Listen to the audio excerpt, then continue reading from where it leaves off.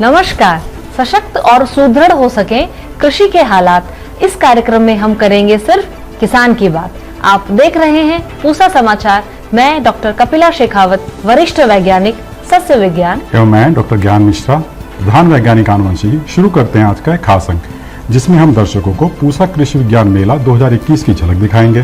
साथ ही अमरूद में समसामयिक कृषि कार्य की जानकारी देंगे और साझा करेंगे एक प्रगतिशील किसान की उन्नत तकनीक अपनाकर आय वृद्धि की सफल कहानी। हमारे लिए बड़े ही उत्साह और हर्ष का विषय है कि देश के विभिन्न प्रदेशों से किसान भाई लगातार अपनी खेती किसानी से जुड़ी समस्याएं हमारे व्हाट्सएप नंबर 9560297502 पर हमें भेज रहे हैं, जिसका समाधान हम पूसा व्हाट्सएप सलाह सेगमेंट में आपसे साझा करेंगे। और इस अंक के अंत में मौसम खबर। भारतीय कृषि अनुसंधान संस्थान नई दिल्ली में पूसा कृषि विज्ञान मेला 25 से 27 फरवरी 2021 के दौरान आयोजित किया गया। इस मेले में हुए विभिन्न कार्यक्रमों का वीडियो हमारे YouTube चैनल पर उपलब्ध है। मेले में गुणवत्ता युक्त बीजों की बिक्री, उन्नत किस्मों के जीवंत प्रदर्शन, उन्नत कृषि तकनीकों की जानकारी, मिट्टी पानी की जांच तथा कृषि संबंधी समस्याओं का वैज्ञानिकों द्वारा समाधान किया गया। आइए आपको दिखाते हैं पूसा विज्ञान मेला 2021 की एक छोटी सी झलक।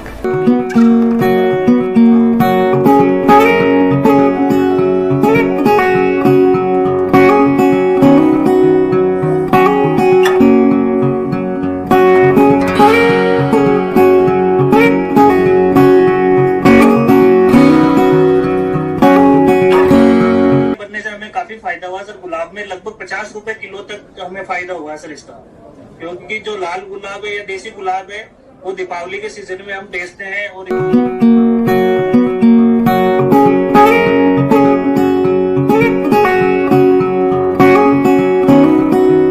बड़े ही हर्ष का विषय है कि हमारे मुख्य अतिथि माननीय केंद्रीय कृषि एवं किसान कल्याण मंत्री श्री नरेंद्र सिंह तोमर जी, केंद्रीय कृषि एवं किसान कल्याण राज्य मंत्री श्री कैलाश चौधरी जी, भारतीय कृषि अनुसंधान परिषद के महानिदेशक एवं सचिव डेयर डॉक्टर त्रिलोचन महापात्र जी सहित सभी महानुभाव हमारे मुख्य पंडाल में आगमन कर चुके हैं।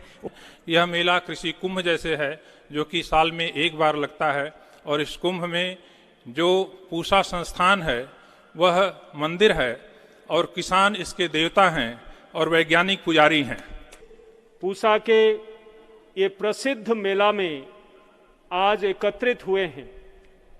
मैं आभार व्यक्त करता हूं आप सबको, विशेष रूप में मेरे किसान भाई और बहनों से, कि आप लोगों ने पूसा के प्रति जो आपका श्रद्धा है।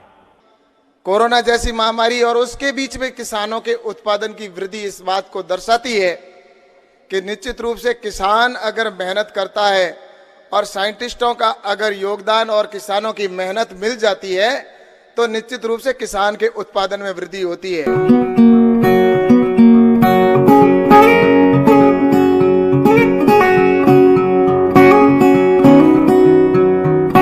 पूसा कृषि विज्ञान मेला कृषि के क्षेत्र में देश का प्रतिष्ठित आयोजन है। यह आयोजन एक तरफ किसानों को एक दूसरे से मिलने का भी अवसर प्रदान करता है। यह आयोजन एक किसान दूसरे किसान को अपने अनुभव से लाभान्वित करता है।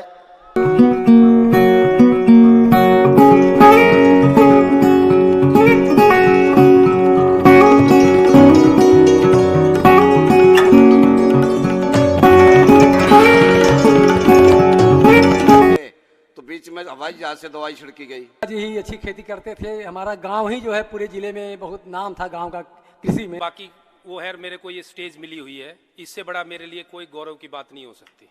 तो जो कि सरकार ये कर्ज माफी में कई लाख करोड़ खर्च करती है हर साल, वो किसके लिए, क्यों डिफाल्टर है? हमें डिफाल्टर नहीं बनना।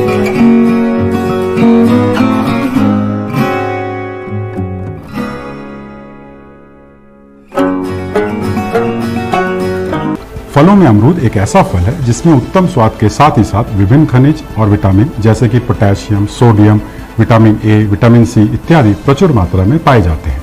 अमरूद की भरपूर उपज लेने हेतु अमरूद की फसल में कैनोपी प्रबंधन के साथ साथ और किन महत्वपूर्ण सस्य क्रियाओं का ध्यान रखना चाहिए, विस्तार से बता रहे हैं हमारे संस्थान के विशेषज्ञ डॉक्टर अमित गोस्वामी। और किसान भाइयों, आज हम दो बातों पर चर्चा करेंगे। अमरूद में छत्रक प्रबंधन और उसके बाद में की जाने वाली दैनिक गतिविधियां। ज्यादा शाखाएं आने से क्या होता है कि अंदर सूर्य की रोशनी नहीं पहुंच पाती है पौधे के, और पौधों में जो फल देने वाली नई प्रोहें हैं वो कम से कम निकलती हैं। तो इसमें बड़ी आसान सी विधि है कि हम मार्च के प्रथम पखवाड़े और द्वितीय पखवाड़े में हम अमरूद के पौधे के आकार को कैसे नियंत्रित करें। अगर हम उसकी पौधे की सदाई एवं कृंतन नहीं करें तो पौधा कितना अनियमित आकार का हो जाता है। पौधे में हमने तने से नीचे 3 और 4 शाखाएं, जिसको हम प्राइमरी ब्रांचेस यानी प्राथमिक शाखाएं, या जिसको हम कहते हैं कि जो जिसपे कि पूरे के पूरे पेड़ के फलों की जो अन्य शाखाएं उनका वजन होता है, ऐसी 4 शाखाएं रखते हैं। उसमें हर एक प्राथमिक शाखा जो होती है उसमें हम 4 छोटी छोटी दूसरी शाखाएं छोड़ देते हैं। उसके बाद हमें ध्यान देना है कि ऐसी कोई शाखा ना छोड़े जिसका एक शाखा दूसरे शाखा के ऊपर नीचे हो, अन्यथा क्या होगा कि नीचे वाली शाखाओं पे सूर्य की रोशनी पूरी नहीं पड़ेगी और हमारी सारी की सारी ऊपर वाली शाखाओं में ही नई प्रोहें निकलेंगी। ध्यान देने वाली बात यह है कि अमरूद में जो फलन आता है वो नए प्रोहों पे आता है, नए कल्लों पे आता है, जो कि अप्रैल के महीने में आपके फूल आना शुरू हो जाएंगे। दूसरा, अमरूद क्योंकि सघन बागवानी के लिए बहुत उपयुक्त फसल है, इसको जब हम घने उसमें लगाते हैं, जब पौधे से पौधे की दूरी कम करते हैं, तो 3 से 4 साल बाद एक के ऊपर दूसरी शाखाएं, एक पौधे की शाखाएं दूसरी पौधे की शाखाओं के ऊपर जाने लगती हैं। तो जब हम इसमें अपना इसका कैनोपी मैनेजमेंट करेंगे तो इससे एक तो ये समस्या दूर हो जाएगी। तीसरी सबसे बड़ी समस्या आती है फल मक्खी की। फल मक्खी का या तो हम उसमें बहुत सारा रासायनिक पेस्टिसाइड का, कीटनाशी का प्रयोग करें, या फिर हम एक दूसरा आसान सा तरीका है जिसको हम फसल चक्र में परिवर्तन कह सकते हैं कि हम सर्दियों की फसल लेने के लिए बरसात की फसल ना लें।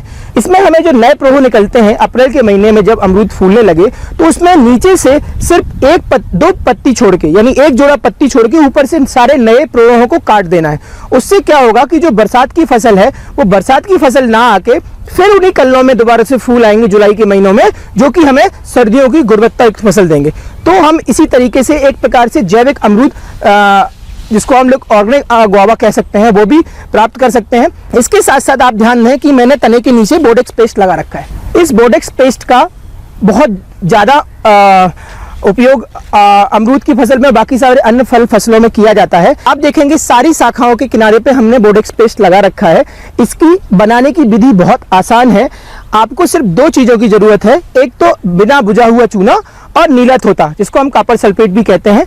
क्योंकि हमें इसमें पेस्ट बनाना है, तो अगर हम 1 किलोग्राम चूना ले रहे हैं, 1 किलोग्राम नीला थोथा ले रहे हैं, तो उसके साथ साथ हम सिर्फ 10 लीटर पानी लें, और जब इसको हम मिलाएंगे तो आप देखेंगे जैसे हमारा दही होता है वैसे दही जैसा बनने लगेगा। इसकी बड़ी आसान सी प्रक्रिया है कि एक जंग लगी हुई कील आप उसमें डालें, आप देखेंगे 5 मिनट बाद उसकी कील का जंग हट जाएगा, तो समझ लें कि ये हमारा बोर्डेक्स पेस्ट तैयार हो गया। बिल्कुल किसान भाई ध्यान दें कि इसमें रामबाण औषधि की तरह काम करता है। आपको इसमें जितनी भी नई शाखाएं हैं उन सब में, जिनमें भी आपने शाखाएं काटी हैं, उन सब में आपको लगाना ही लगाना है। इसके साथ साथ आप तने के पास भी लगा देंगे, क्योंकि अमरूद में अब तना गलन की समस्या भी बढ़ रही है और इससे तना गलन भी बहुत अच्छे से रुकता है। अगर आप इस सारी चीज़ों का ध्यान रखेंगे तो आपके अमरूद की गुणवत्ता बढ़ेगी। इसके साथ साथ आप सर्दियों की गुणवत्ता युक्त फसल भी ले सकते हैं। अनेक किसान खेती किसानी की नवीन तकनीकें अपनाकर और अधिक उत्पादन लेकर अपनी एक अलग पहचान बना रहे हैं। ऐसे किसानों का अनुभव दूसरे किसानों के लिए भी बहुत लाभप्रद होता है। ऐसे ही एक नवोन्मेषी किसान हैं श्री संदीप जी, जो आज हमें पूसा संस्थान द्वारा विकसित गन्ने में माइकोराइजा के उपयोग की तकनीक अपनाकर अधिक उत्पादन एवं आय वृद्धि के बारे में विस्तार पूर्वक बता रहे हैं। आइए सुनते हैं। मेरा नाम संगीत रावत, दरियापुर कला से मैं किसान। मैं माइक्रोबायोलॉजी से हर साल व्यायाम लेके आता हूँ अपने पूसा डिपार्टमेंट से, और वो हम अपने सारे खेतों में डालते हैं। इस गन्ने में भी हमने डाल रखा है, और मेरी हाइट करीब 6 फुट से है, और अभी देखो इसकी हाइट मेरे ख्याल में तो 12 फुट से तो ज़्यादा है। हाँ। और हमने इसमें पानी वगैरह भी नहीं लगाया बाद में आगे, नहीं तो ये गिर जाता। बिल्कुल ऑर्गेनिक गन्ना है, और मुझे नहीं लगता कि हमें ज़्यादा बाहर के प्रोडक्ट्स पर निर्भर रहना पड़े, क्योंकि पूसा में जो भी चीज़ मिलती है ना वो बिल्कुल ओरिजिनल होती है और वो हमारे बहुत काम आती है और उसकी वजह से हमारा उत्पादन भी कई गुना बढ़ चुका है। अभी ये गन्ना करीब हमारा 500 क्विंटल निकलेगा। अच्छा। और इसकी बिक्री तो हमारा ये बिल्कुल सीधा गन्ना है और ये बिल्कुल काना वगैरह भी नहीं होता, तो इस वजह से इसकी ना बिक्री भी बहुत अच्छी होती है। पूसा समाचार में अब समय है हमारे खास सेगमेंट पूसा व्हाट्सएप सलाह का, जिसमें हम आपकी खेती किसानी से जुड़ी समस्याओं का समाधान बताएंगे। कर्नाटक से बालकृष्ण जी ने सहजन के पत्तियों के गिरने की समस्या बताई है। आपकी फसल में अभी पुराने पत्ते गिर रहे हैं और गर्मियों के साथ नए पत्ते आएंगे। आप अपने पेड़ की जड़ों के पास 200 ग्राम डीएपी और 100 ग्राम पोटेशियम सल्फेट प्रति पौधे की दर से डालें। साथ ही खेत में हर 6 महीने पर करीब 10 किलोग्राम सड़ी हुई गोबर की खाद फरवरी और अगस्त माह में अवश्य डालें। करनाल हरियाणा से नवीन बिस्ला जी ने सरसों में पत्तियों पर सफेद पाउडर दिखने की समस्या बताई है। आपकी फसल में सफेद रोली यानी व्हाइट रस्ट का प्रकोप हुआ है। इसके रासायनिक नियंत्रण के लिए रिडोमिल नामक फफूंदनाशक की करीब 200 मिलीलीटर मात्रा 200 लीटर पानी में घोल बनाकर 1 एकड़ में छिड़काव करें और आवश्यकता पड़ने पर 15 दिन के बाद एक छिड़काव पुनः करें। गाजीपुर उत्तर प्रदेश से शिव शंकर जी ने आम की पत्तियों एवं मंजरियों के काला पड़ने की समस्या बताई है। आपकी फसल में मैंगो एंथ्रेक्नोज नामक बीमारी का प्रकोप हुआ दिख रहा है। इसके समाधान के लिए इन पेड़ों पर कार्बेंडाजिम की 200 ग्राम मात्रा को 200 लीटर पानी में घोल बनाकर प्रति एकड़ की दर से छिड़काव करें। अधिक प्रकोप होने की स्थिति में 2 से 3 छिड़काव 10 से 15 दिन के अंतराल पर फिर से करें। चंपारण बिहार से देवेंद्र प्रताप सिंह जी ने प्याज के पत्तों में पीलेपन एवं सिकुड़ने की समस्या बताई है। आपकी फसल में स्टेमफिलियम झुलसा नामक बीमारी का प्रकोप हुआ दिख रहा है। इसके समाधान के लिए ट्राइसाइक्लोजोल या प्रोपिकोनाजोल की 300 ग्राम मात्रा स्टिकर की 200 मिलीलीटर मात्रा के साथ मिलाकर 200 लीटर पानी में घोल बनाकर प्रति एकड़ की दर से छिड़काव करें। आइए जानते हैं आने वाले 7 दिनों में कैसा रहने वाला है देश भर में मौसम का हाल मौसम खबर में। भारत मौसम विज्ञान विभाग द्वारा दिए गए मौसम पूर्वानुमान के अनुसार 3 से 5 मार्च 2021 के दौरान पश्चिमी हिमालयी क्षेत्र में कुछ स्थानों पर बारिश या बर्फबारी की संभावना है। उत्तराखंड में कुछ स्थानों पर गरज के साथ बिजली और ओले गिरने की संभावना है। पूर्वोत्तर भारत, अंडमान और निकोबार द्वीप समूह में कुछ स्थानों पर गरज के साथ वर्षा की संभावना है। किसान भाइयों, बहनों एवं दर्शकों, आशा करते हैं कि पूसा समाचार का यह अंक भी पिछले अन्य अंकों की तरह आपकी खेती किसानी से जुड़ी समस्याओं के समाधान में जरूर ही सहायक सिद्ध होगा। आप सभी दर्शकों से निवेदन है कि ज्यादा से ज्यादा संख्या में हमारे संस्थान के चैनल को सब्सक्राइब करें और पूसा समाचार के हर अंक का लाभ उठाएं। हमारे फेसबुक पेज और ट्विटर हैंडल को भी जरूर फॉलो करें। कृषि से जुड़ी समस्याएं या अधिक जानकारी हेतु हमें दिए गए नंबर पर व्हाट्सएप करें और अपना नाम एवं पता अवश्य लिखें। आपके सुझावों और प्रतिक्रियाओं का हमें हमेशा इंतजार रहता है। कृषि की दिशा में यदि लाने हो नवाचार तो देखते रहिए हमारा साप्ताहिक कार्यक्रम पूसा समाचार। खेती किसानी से जुड़े कुछ अन्य महत्वपूर्ण विषयों के साथ अगले शनिवार हम फिर हाजिर होंगे। तब तक दीजिए इजाजत। नमस्कार।